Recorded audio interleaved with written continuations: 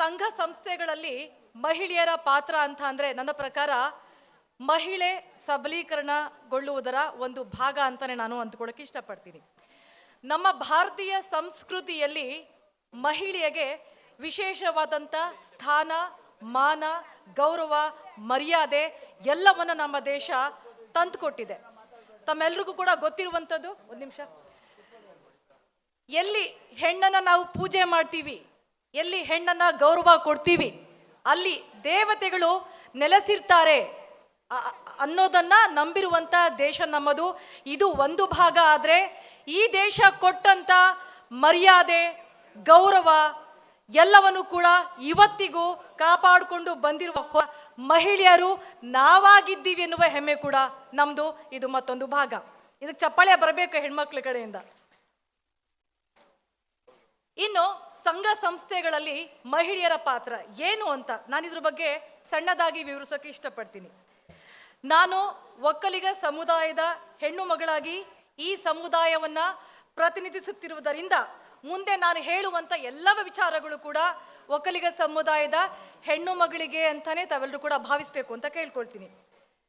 ಒಬ್ಬರು ಎಲ್ಲರಿಗಾಗಿ, ಎಲ್ಲರೂ ಒಬ್ಬರಿಗಾಗಿ, ಇದು ಒಂದು ಸಂಘಟನೆಯ, ಸಂಘ ಸಂಸ್ಥೆಯ ಮೂಲ ಮಂತ್ರ ಆಗಬೇಕು.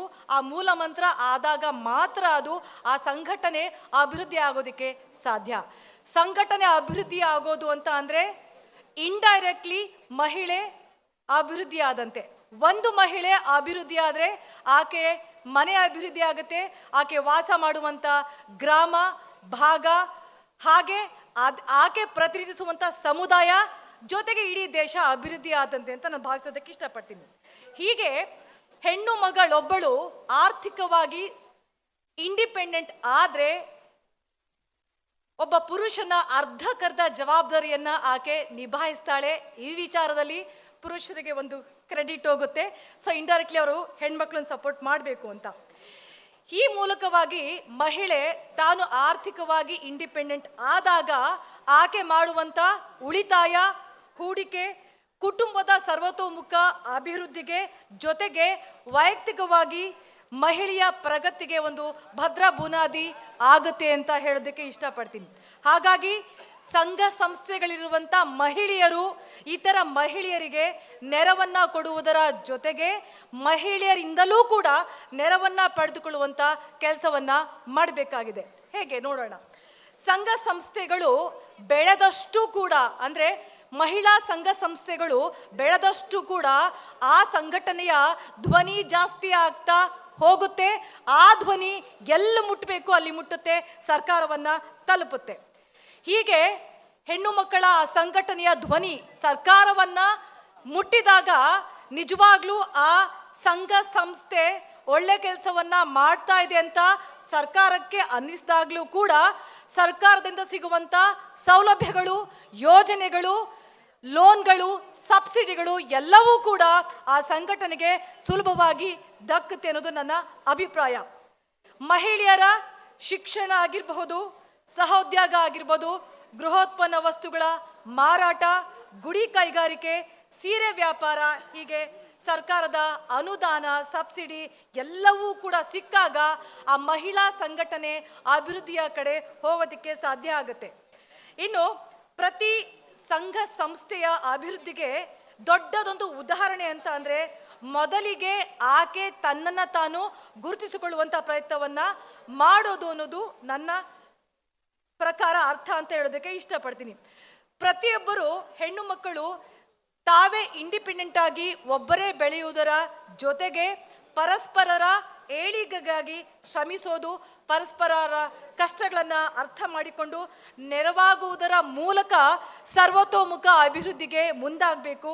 ಈ ಮೂಲಕ ಸಂಘಟನೆಗಳ ಬೆಳವಣಿಗೆಗೆ ತಾವು ಕೂಡ ಪೂರಕವಾಗಿ ಸ್ಪಂದಿಸಬೇಕು. ಪರಸ್ಪರರಿಗೆ ಅಗತ್ಯ ಇರುವಂತ ಸಾಮಾಜಿಕ, ಮಾನಸಿಕ, ಶೈಕ್ಷಣಿಕ, ಆರ್ಥಿಕ ಸಹಾಯಗಳಿಗೆ ಯಾವ ಮಹಿಳೆಗೆ ಶಕ್ತಿ ಇರುತ್ತೆ ಅಂತವರು ನೆರವಿಗೆ ಧಾವಿಸಬೇಕು. ಹಲವಾರು ಕ್ಷೇತ್ರಗಳಲ್ಲಿ ನಮ್ಮ ಸಮುದಾಯದಲ್ಲಿ ನೈಪುಣ್ಯತೆ ಅಂತ ಉಳ್ಳವರು, ಪ್ರಭಾವವನ್ನು ಉಳ್ಳವರು, ಸ್ಥಿತಿವಂತರು, ಎಲ್ಲದಕ್ಕಿಂತ ಹೆಚ್ಚಾಗಿ ಸಮುದಾಯದ ಶಕ್ತಿಯನ್ನ ಹೊಂದಿರುವಂತ ಹೆಣ್ಣು ಮಕ್ಕಳು ಅಸಹಾಯಕ ನಮ್ಮ ಸಮುದಾಯಕ್ಕೆ ಸೇರಿದಂತ ಇತರ ಮಹಿಳೆಯರಿಗೆ ದಾರಿದೀಪ ಆಗ್ಬೇಕಾಗುತ್ತೆ. ಇಲ್ಲಿ ಒಂದು ಮಹಿಳಾ ಸಂಘಟನೆ ಅಭಿವೃದ್ಧಿ ಆಗಬೇಕು ಅಂತ ಅಂದ್ರೆ ಅದಕ್ಕೊಂದು ಗುರಿ ಇರಬೇಕು, ಸಹಾಯ ಮಾಡುವ ಮನೋಭಾವ ಇರಬೇಕು. ಅದಿಲ್ಲವಾದಲ್ಲಿ ಸಂಘಟನೆ ಎನ್ನುವಂಥದ್ದು ನೆನಪಿಟ್ಕೊಳ್ಳಿ ಬರೀ ಕಾಲಹರಣ ಮಾತ್ರ ಆಗುತ್ತೆ. ಜೊತೆಗೆ ಒಂದು ಸಂಘಟನೆ ಎನ್ನುವಂಥದ್ದು ಕೇವಲ ಸಂಖ್ಯೆ ಅಲ್ಲ ಸಾಧನೆಯಿಂದ ಸಂಘಟನೆ ಆಗಬೇಕು ಅನ್ನೋದು ನನ್ನ ಅಭಿಪ್ರಾಯ. ಈ ರೀತಿಯಾಗಿ ಒಂದು ಸಂಘಟನೆಯನ್ನ ಮಹಿಳೆ ಮುಂದೆ ನಿಂತು ನಡೆಸಿದಾಗ ನಮ್ಮ ಸಮುದಾಯದ ಸಂಘಟನೆಗಳು ಗುರುತಿಸ್ಕೊಳ್ಳೋದಕ್ಕೆ ಸಾಧ್ಯ ಆಗುತ್ತೆ ಅಂತ ಹೇಳೋದಕ್ಕೆ ಇಷ್ಟಪಡ್ತೀನಿ. ಅದರ ಜೊತೆಗೆ ಇನ್ನೆರಡು ಪಾಯಿಂಟ್ಸ್ನ ಹೇಳೋದಕ್ಕೆ ಇಷ್ಟಪಡ್ತೀನಿ.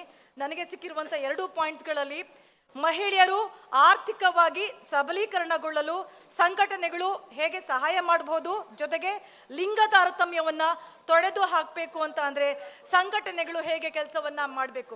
ಚಿಕ್ಕದಾಗಿ ಹೇಳಕ್ಕೆ ಇಷ್ಟಪಡ್ತೀನಿ. ಮಹಿಳೆ ನಮ್ಮ ಸಮಾಜದ ಜೀವನಾಡಿ, ಎಲ್ರಿಗೂ ಕೂಡ ಗೊತ್ತಿರುವಂಥದ್ದು. ಅವರ ಅಭಿವೃದ್ಧಿಗೆ ಸಬಲೀಕರಣಕ್ಕೆ ಸಂಬಂಧಪಟ್ಟಂತ ಕೂಗು ಬಹಳ ವರ್ಷಗಳಿಂದ ಕೇಳಿ ಬರ್ತಾನೆ ಇದೆ.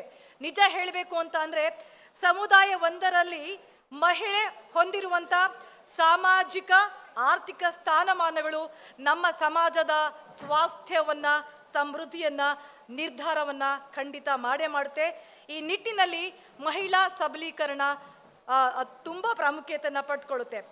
ಈ ಮುಖಾಂತರವಾಗಿ ಸಂಘಟನೆಗಳು ಹೇಗೆ ಸಹಾಯ ಮಾಡಬಹುದು ಅಂತ ಗಮನ ಕೊಡೋದಾದ್ರೆ, ಸ್ವಂತ ನಿರ್ಧಾರಕ್ಕೆ ಸಂಘಟನೆಗಳು ಅವಕಾಶವನ್ನ ಕೊಡುವಂತ ಪ್ರಯತ್ನ ಮಾಡಬೇಕು. ಸಂಪನ್ಮೂಲಗಳ ರಿಸೋರ್ಸಸ್ ಏನಿರುತ್ತೆ ಅದನ್ನ ಸರಿಯಾದ ಬಳಕೆಯ ಬಗ್ಗೆ ಹೆಣ್ಣು ಮಕ್ಕಳಿಗೆ ಅರಿವನ್ನ ಮೂಡಿಸಬೇಕು. ಸರ್ಕಾರದಿಂದ ಸಿಗುವಂತ ಸೌಲಭ್ಯಗಳ ಬಗ್ಗೆ, ಯೋಜನೆ ಬಗ್ಗೆ ಮಾಹಿತಿಯನ್ನ ಕೊಡಬೇಕು. ಆ ಯೋಜನೆಗಳಿಗೆ ಸರ್ಕಾರದಿಂದ ಸಿಗುವಂತ ಸಬ್ಸಿಡಿ ಆಗಿರ್ಬೋದು, ಲೋನ್ಗಳ ಬಗ್ಗೆ ಮಾಹಿತಿ ಕೊಡಬೇಕು. ಸಣ್ಣ ಸಣ್ಣ ಉದ್ಯಮಿಗಳಿಗೆ ಪ್ರೋತ್ಸಾಹವನ್ನ ಮತ್ತು ಅವಕಾಶವನ್ನ ಕೊಡಬೇಕು. ಮಹಿಳೆಗೆ ಸಿಗಬೇಕಾದಂತ ಪ್ರಮುಖವಾಗಿ ಹಕ್ಕುಗಳ ಬಗ್ಗೆ ಅರಿವನ್ನ ಮೂಡಿಸಬೇಕು. ಸರ್ಕಾರದ ವಿವಿಧ ಇಲಾಖೆಗಳಲ್ಲಿ ನಡೆಯುವಂತ ಕಾರ್ಯಕ್ರಮಗಳಿಗೆ ಅವರನ್ನ ಕಳಿಸುವ ಮೂಲಕ, ಹಾಜರಾತಿನ ಕೊಡುವ ಮೂಲಕ ಸಂಘ ಸ್ಥಾಪನೆ ಮಾಡಿಸಿ ಆ ಮೂಲಕ ಹೆಣ್ಣು ಮಕ್ಕಳ ಅಭಿವೃದ್ಧಿಗೆ ಸಹಾಯ ಮಾಡಬೇಕು. ಪ್ರಮುಖವಾಗಿ ಸಮುದಾಯದ ಮಹಿಳೆಯರನ್ನ ಕರೆತಂದು ಆರ್ಥಿಕ ಸಬಲೀಕರಣಕ್ಕೆ ಅವಕಾಶವನ್ನ ಕೊಡಬೇಕು ಅಂತ ಕೇಳೋದಕ್ಕೆ ಇಷ್ಟಪಡ್ತೀನಿ. ಲಿಂಗ ತಾರತಮ್ಯ ಅನ್ನೋದು 2 ಪಾಯಿಂಟ್ಸ್ ಹೇಳಕ್ಕೆ ಇಷ್ಟಪಡ್ತೀನಿ. ನಾನು ತುಂಬಾ ಟೈಮ್ ತಗೊಂಡಿಲ್ಲ ಅಂತ ಅನ್ಕೊಳ್ತಾ ಇದ್ದೀನಿ.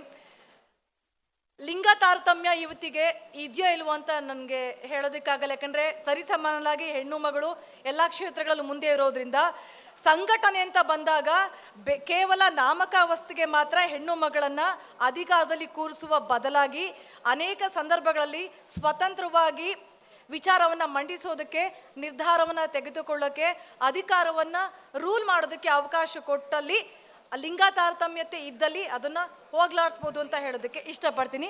Thank you so much. ಇವತ್ತಿನ ವೇದಿಕೆ ಇಷ್ಟು ಮಾತಾಡೋದಕ್ಕೆ ಅವಕಾಶವನ್ನ ಕೊಟ್ಟಿದ್ದಕ್ಕೆ ಧನ್ಯವಾದಗಳನ್ನ ತಿಳಿಸೋದಕ್ಕೆ ಇಷ್ಟಪಡ್ತೇನೆ. ನ್ಯೂಸ್ ಫಸ್ಟ್, ನಿರ್ಭೀತಿಯಿಂದ ನಿಮ್ಮ ಪರವಾಗಿ.